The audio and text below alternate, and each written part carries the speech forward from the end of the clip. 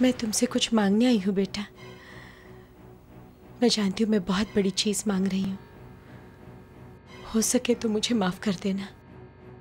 क्या करूं ममता, माँ हूं ना। अपने बेटे की तकलीफ देख नहीं सकती। ना मानने वाले के लिए तो कुछ भी नहीं है, लेकिन मानने वाले के लिए इससे बड़ी संकट की घड़ी तो हो ही नहीं सकती।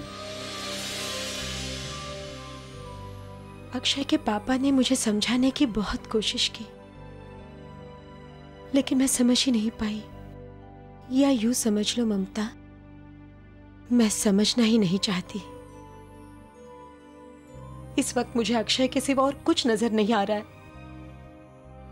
भगवान न करे अगर पंडित जी की बात सच हो गई तो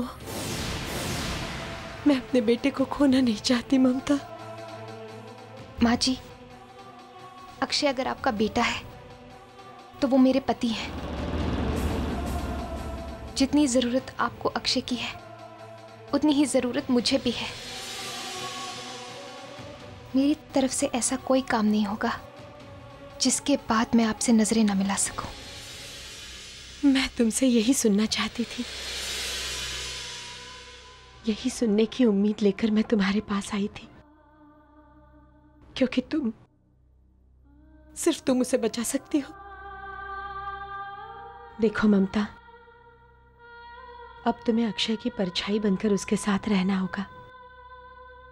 जो उसके पास तो है लेकिन उसके हाथों में नहीं है। मैं जानती हूं ये काम बहुत मुश्किल है, लेकिन उसके पास रहकर भी तुम्हें उससे दूरियां बनाए रखनी होंगी, वरना। जानती हूं माँ जी, इसीलिए मैंने हनीमून पर जाने से मना कर दिया। मैं नहीं चाहती कि मेरी वजह से इस परिवार को किसी भी तरह की तकलीफ पहुंचे। और रही बात अक्षय की, अगर उन्हें कुछ हो गया तो मेरे जीने का क्या फायदा। मैंने भगवान से ये जिंदगी उनके साथ जीने के लिए मांगी है, उनके बगैर नहीं।